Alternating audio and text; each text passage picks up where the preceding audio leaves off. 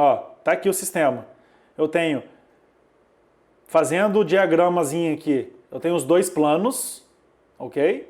Tem esses dois planos aqui, 1, 2. Aquelas duas forças sobre 4 e aqui sobre 2. E quando eu olho aqui no meio, o que eu vou cair é nessa situação. Então eu tenho um parafuso com uma força e as duas cisalhantes, certo? E é essa a ideia que a gente vai trabalhar hoje. Bom, agora vamos realizar os cálculos. Muitas coisas aqui eu não vou calcular na calculadora, enfim, eu já coloquei pronto, mas você pode depois, com calma, assistir essa live e trabalhar os cálculos para você e fortalecendo isso aí. Primeira coisa, em qualquer problema de engenharia, você começou a ler o problema, anota as variáveis, é o que eu recomendo, né? Então aqui tem as variáveis. Força 160 kip, que é igual a 160 mil libra força. Alguém verifica para mim, eu não lembro agora se é isso mesmo. Mas eu acredito que seja. Não, é isso mesmo. Porque um kip, se eu não me engano, é igual a 1000 libras força. Né? Então é isso mesmo. E se fosse, aqui é igual a 711 mil kilonewtons. Né? Então, se fosse transformar. Outra coisa que a gente tem, SY do pino, SY da placa, né, que ele deu no problema, e o fator de segurança. Uma outra coisa que a gente tem também é a área. Π ao quadrado sobre 4. E qual área é essa? Está em polegadas, tá, pessoal? É a área do parafuso. E aí eu vou mostrar nos cálculos para vocês, que vai ficar mais fácil de entender agora. Passando aqui para o cálculo, então, né? O que eu chamei de V igual a P e P igual a F, para não fazer confusão, esse P aqui é diferente desse P aqui. Por quê? Tem literatura que considera a força cisalhante V ou P, e tem literatura que considera a força P ou F. Então eu vou chamar aqui de Px e aqui eu vou chamar de P normal, ok? Então, esse V aqui poderia ser P e esse P poderia ser F. Então poderia ficar assim, ó. P é igual a F sobre 4. Você pode ver isso em alguma literatura e, inclusive, a gente considerou isso aqui, né? F sobre 4. E aí, só substituindo os valores aqui, a gente vai ter 40 mil libra força. Né? Então, a primeira força cisalhante, a gente achou que é 40 mil libra força. Quando a gente entrar no software, quando a gente calcular isso aí, vai ter que achar no mesmo ponto, né? Em uma parte aqui do parafuso, ó, nessa parte do parafuso aqui, por exemplo, que a gente está considerando apenas isso aqui, quando a gente analisar o que acontece aqui, tem que dar aqueles 40 mil, ok? Por que que deu 40 mil? Lembra que eu falei? F sobre 4. Se F é 160 mil libras forças, ok?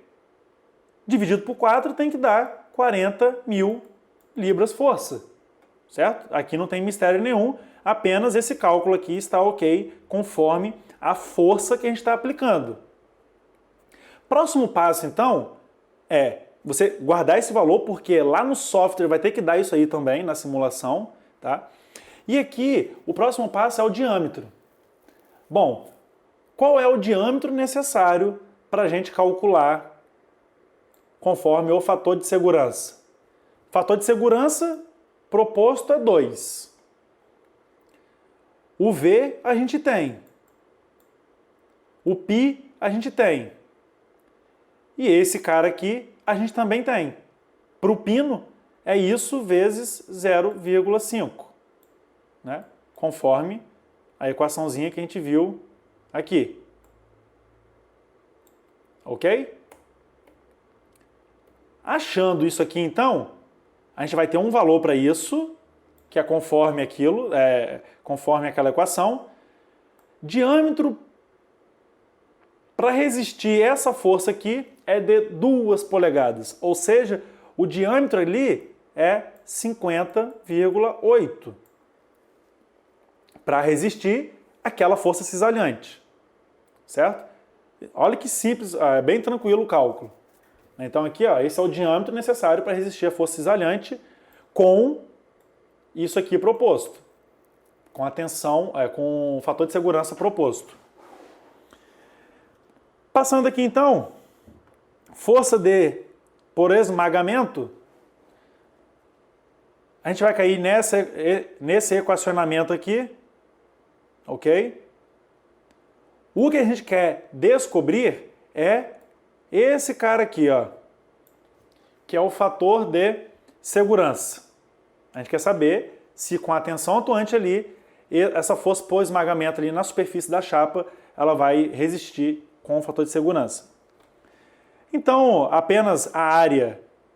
Lembra que eu falei que para calcular isso aqui, o SY a gente tem, o P a gente tem. O que a gente não tem é a área. Mas como calcula a área? A área é D vezes T, conforme essa equação. Beleza? Então, passando aqui, a gente tem que uma área é D vezes T. Então, considerando que a espessura da chapa é de 1,5 polegadas, né, eu vou ter uma área de 3 polegadas ao quadrado. Essa é a área projetada. E quando eu faço os cálculos agora, eu chego num fator de segurança 1,69. Aí tem um problema. Por quê? Quando isso acontece, se é por norma no mínimo 2 fator de segurança, alguma coisa você tem que alterar para aumentar esse fator de segurança. E aí que entra a função do engenheiro, por exemplo, né? Bom, o que eu posso manipular na equação que vai aumentar o fator de segurança? Se o fator de segurança ele depende diretamente da minha área, beleza, eu posso mexer na área, ou no diâmetro, ou na espessura. Aí você vê o que vale a pena. Eu posso aumentar o diâmetro do parafuso, ou eu posso aumentar o diâmetro, a espessura da chapa. Depende do que você, com seu projeto, com suas premissas de projeto. Ou você pode mudar esse cara aqui, ó. Né? E aí você tem que mudar talvez a propriedade do material, você tem que mudar o material. Eu mudei aqui a espessura da chapa. Passei de 1,5 polegada para 2 polegadas. Né? Então, continua a mesma coisa o cálculo, porém aqui eu alterei esse valor. Eu botei 2 polegadas. E considerando 2 polegadas, agora a gente vai ter um fator de segurança, tanto para a chapa, e o cálculo para o pino é o mesmo, tá? Então, para a chapa, ele subiu de 1,69 para 2,25, atendeu, e do pino, 2,55. Atendeu, está acima de 2, então é isso que a gente quer. O fator de segurança acima de 2. Beleza? Essa formulação aqui, ela é a mesma para você calcular esse fator de segurança do pino. Só você trocar as variáveis e as informações da variável. Certo? Pessoal, agora, de fato, a gente vai entrar no software. Até agora, alguma dúvida?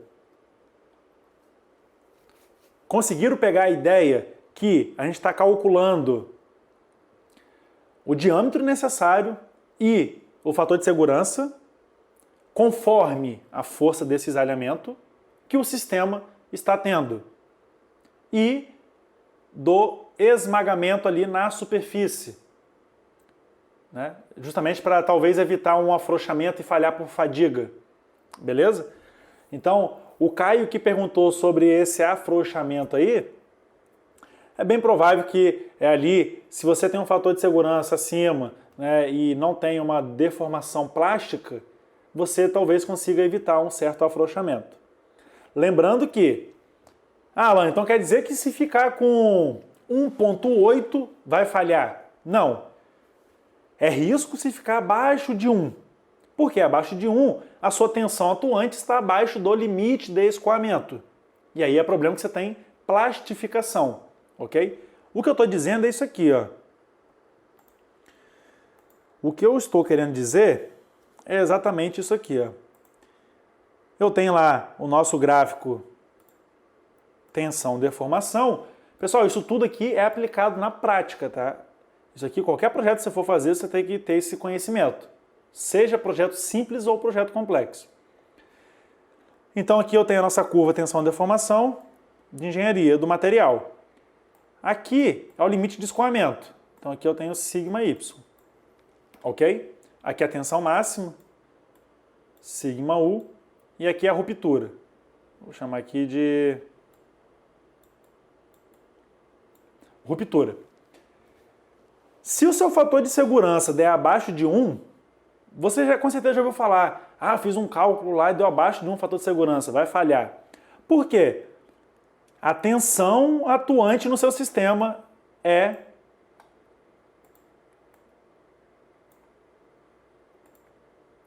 maior que o sigma y, que é a tensão limite de escoamento. E por que é problema? Porque uma vez que você está trabalhando aqui, você está na região elástica do material, ok? Ele deforma, teoricamente, volta até o início. Deforma, volta, ok.